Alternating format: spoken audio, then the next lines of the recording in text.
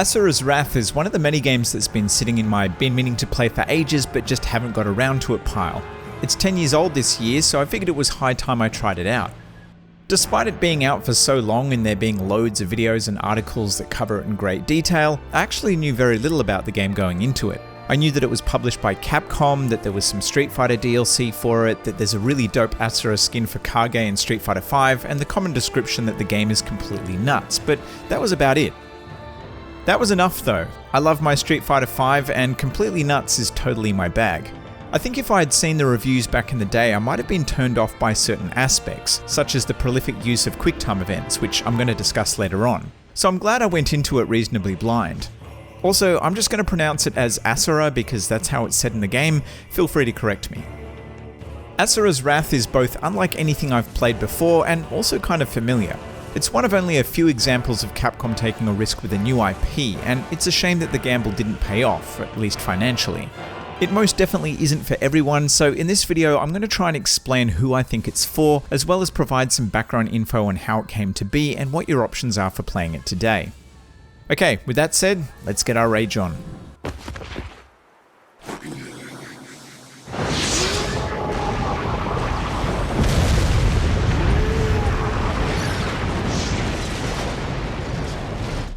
Asura's Wrath was developed by Japanese studio CyberConnect 2, who in addition to making loads of Naruto games also made the completely insane JoJo's Bizarre Adventure All-Star Battle.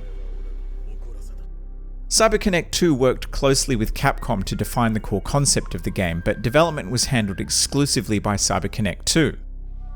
Asura's Wrath is not only a unique game to play, but its development was also unorthodox. The team started with the story first, with the developers themselves coming up with the plot before passing it off to a professional writer to flesh it out. Having the story written before starting to build the game might sound like the logical way to approach game development, but surprisingly this is rare. As an example, the developers behind the ill-fated Anthem didn't know what their game was supposed to be about until after seeing the first E3 demo for it. Studio president Hiroshi Matsuyama said that the studio's goal was to redefine the action game by creating something that players had never seen before. They wanted to create an experience that was accessible to all audiences, but at the same time was bizarre and ridiculous. They also wanted to create something that felt very Japanese. Now, if this sounds a bit confuddled, that's because it is. Asura's Wrath does feel like many of these things, although appealing to all audiences certainly isn't one of them. The game was originally intended to be much more bloody and violent. Information on this area of development is scarce, so I was unable to find anything official that confirmed this change in direction. The original vision can be clearly seen in the first trailer though, shown at the Tokyo Game Show. This version of the game is much more gruesome. Asura is shown ripping enemies apart with loads of blood erupting from bodies, as well as blood splattering all over the titles. A rating of 18 can also be seen in the reveal trailer, and my guess is that the blood and gore were removed to help lower the rating. Prior to launch, as part of the marketing, there was a manga released in Japan called Asura's Wrath Kai.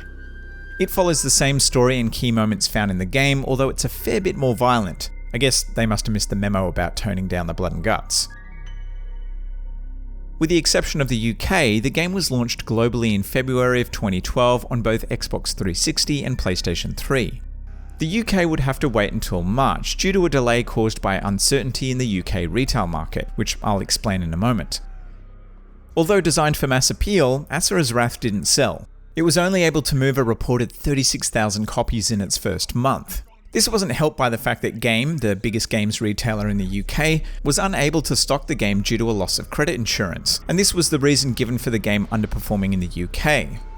According to Capcom, the sales numbers were apparently about what they expected, although I'm guessing not what they had originally hoped for, with the game allegedly selling well under 1 million units.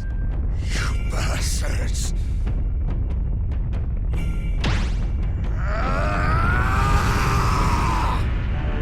Asura's Wrath is about a very angry man. Technically he's a demigod, but yeah, he's seriously unhinged. Why is he so angry? Well, his demigod buddies, who call themselves the Seven Deities, decided to kill his wife, kidnap his daughter, and then banish him to Earth. Understandably, he's very pissed off about all of this, and the game centers around Asura getting his revenge by beating the living shit out of everything in his path. In addition to the deities, you'll fight their various minions and also Goma. These are demonic animal-like creatures that range in size from gorillas to building-sized elephants. Although it's a pretty simple story, the over-the-top presentation sets up some truly absurd set-piece moments, making it thoroughly enjoyable from start to end. The game is unique for a number of reasons. The gameplay is a mixture of beat-em-up, rail shooter, and quick-time events. There's even a strange bathhouse episode that's unlike anything else in the game. From a structural point of view, it was designed to feel like a TV show. Stages are called episodes, and each one includes credits, a previous episode recap, and a preview of the upcoming one. Each episode takes roughly 20 minutes to complete, so if you're looking for something that's easy to consume in bite-sized chunks, this is perfect. At launch, there were plenty of comparisons to both God of War and God Hand, and when looking at the gameplay and elements of the story, it's hard not to see the parallels. God of War's gameplay, story, and themes have never officially been cited as an influence by CyberConnect 2, but I'd be shocked if it didn't help shape some aspects of the final product. God of War 3, which came out in 2010, sold 5.2 million copies, a number that I'm sure didn't go unnoticed by Capcom. The game's producer, Kazuhiro Tsuchiya, was quoted as saying this about the God Hand comparisons. The reaction they had is because those people are looking for a crazy over-the-top game. This game will be that for them. I'm happy this game satisfies those expectations or those cravings they have.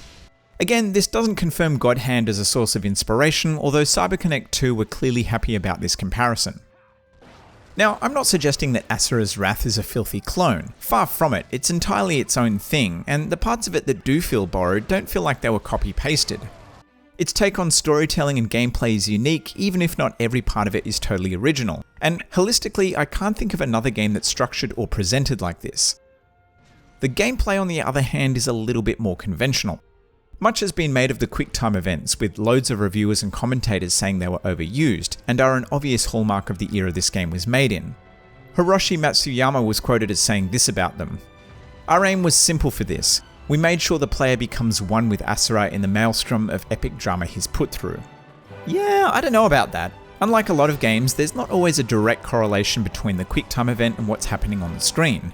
Whether you nail the execution and get an excellent or press nothing at all, most of the QTEs play out exactly the same. Better execution simply improves your synchronic rate at the end of each episode. I say most of the time because you can affect the timing of what happens on the screen.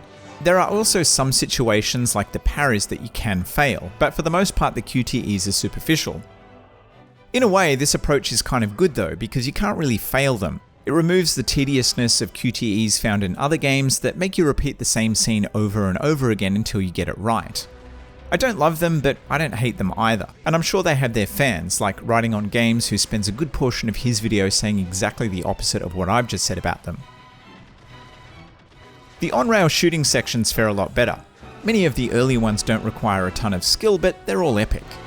There are some sections later in the game where you have to dodge obstacles, which are definitely more interesting, challenging, and fun. Much like the QTEs, these sections never overstay their welcome and are always entertaining. The last gameplay style that makes up the bulk of the gameplay is the combat.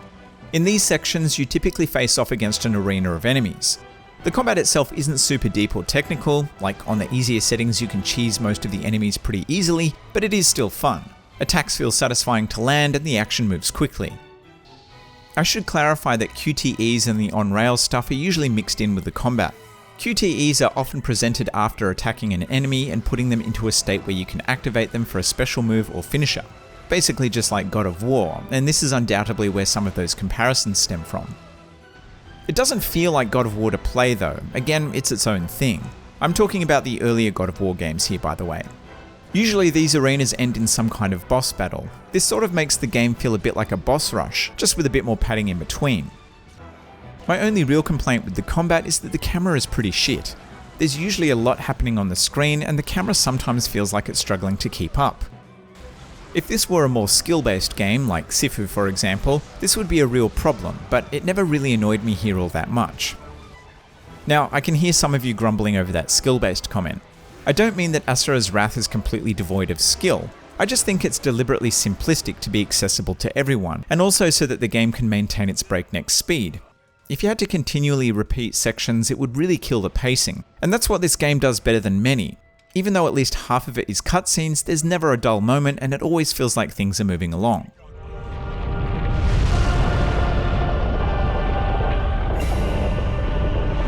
I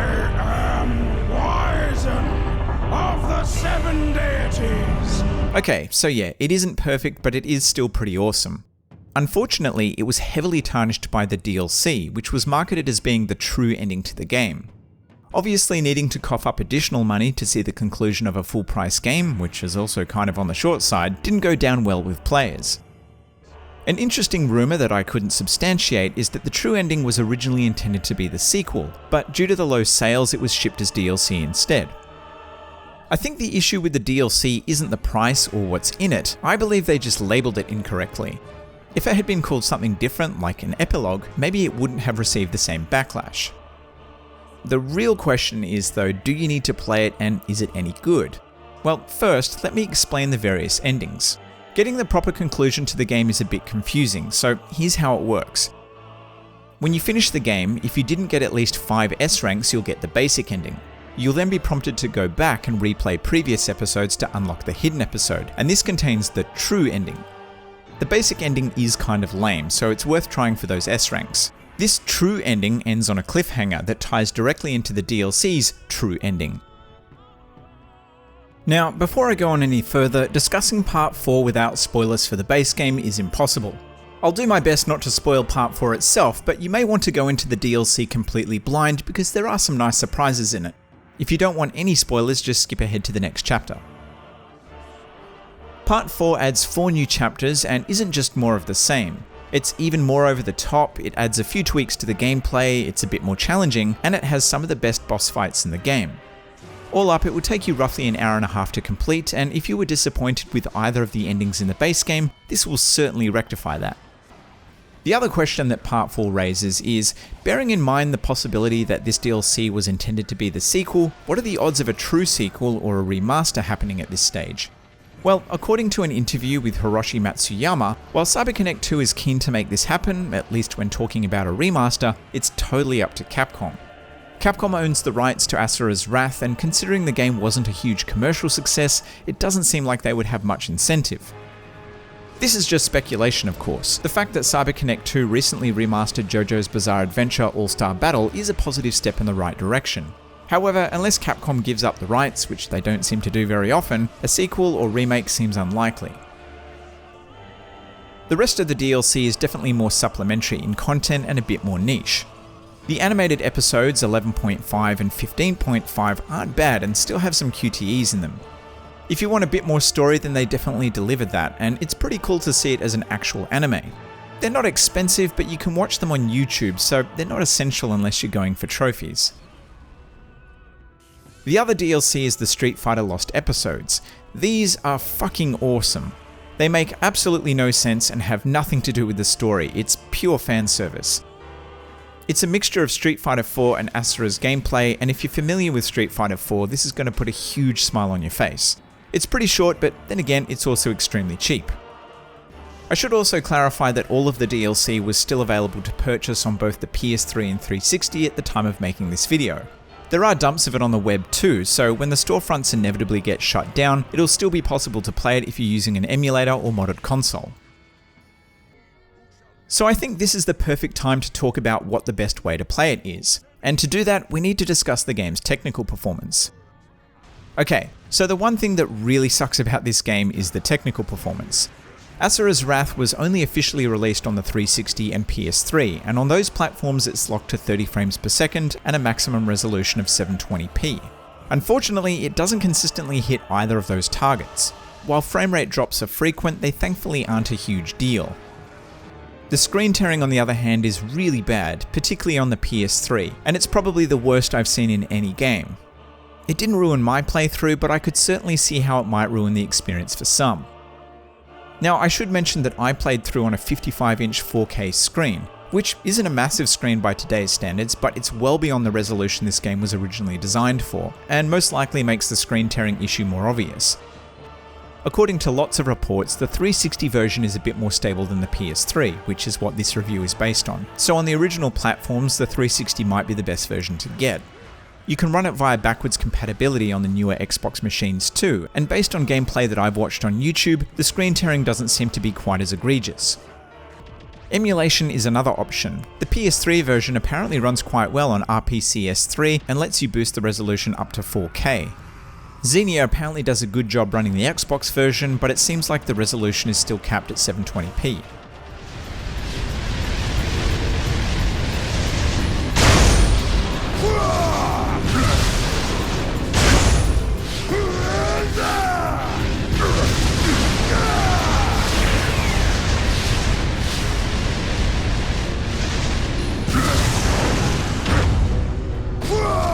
Technical issues aside, Asura's Wrath is still a blast to play. It's unlike anything else, and its relatively short time to beat and the episodic format make it a great game to enjoy at your own leisure.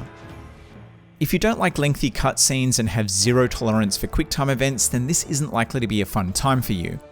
If, however, you have a penchant for the ridiculous, non-stop action, and even a passing interest in anime, you owe it to yourself to give this a spin. The DLC isn't required, but it's pretty cheap, and if you want more game, more craziness, and a better ending, it's definitely worth checking out. The lost episodes are also a must if you're a Street Fighter fan.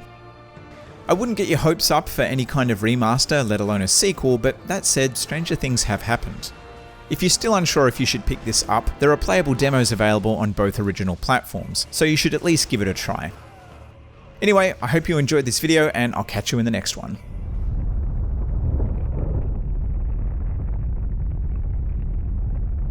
貴様は